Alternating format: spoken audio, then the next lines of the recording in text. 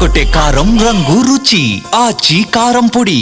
YCP అధినేత YS Jaganmohan Reddy 5 ఏళ్లు ఆంధ్రప్రదేశ్ ముఖ్యమంత్రిగా ఉన్నారు. ఆయన విమాన హెలికాప్టర్ ప్రయాణాల కోసం ఆయన ఖర్చెంత? మరి ఇప్పుడు సీఎంగా ఉన్న చంద్రబాబు మంత్రి లోకేష్ విమానాల్లో ప్రయాణించడం లేదా? దాని ఖర్చెంత?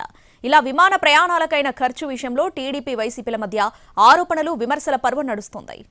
ముఖ్యమంత్రిగా 5 ఏళ్లలో వైఎస్ జగన్మోహన్ రెడ్డి విమాన హెలికాప్టర్ ప్రయాణాల కోసం 222 కోట్లకు పైగా ఖర్చు చేశారని ప్రభుత్వం లెక్కలు బయటపెట్టింది. కొడమాల సురేష్ బాబు అనే వ్యక్తి ఆర్టీఐ కింద వేసిన పిటిషన్కు ప్రభుత్వం బదులిచ్చింది. 2019 నుంచి 2024 వరకు 5 ఏళ్లలో ముఖ్యమంత్రిగా జగన్ ఎయిర్ ట్రావెలింగ్ కోసం వైసీపీ సర్కార్ అక్షరాల 222.85 కోట్లు ఖర్చు చేసింది.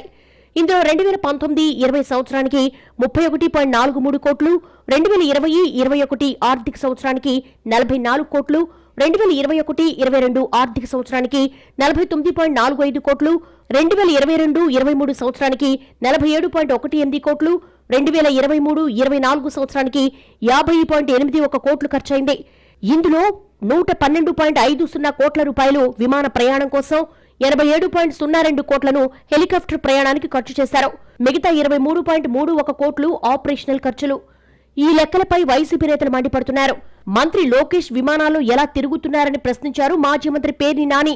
లోకేష్ బినామీలు ఖర్చు పెడుతున్నారా? లోకేష్ వాడుతున్న విమానాలకు డబ్బులు ఎవరు చెల్లిస్తున్నారు? వారానికి 20 లక్షల ఖర్చు ఎవరు చేస్తున్నారో చెప్పే దమ్ముందా అని నిలదీశారు.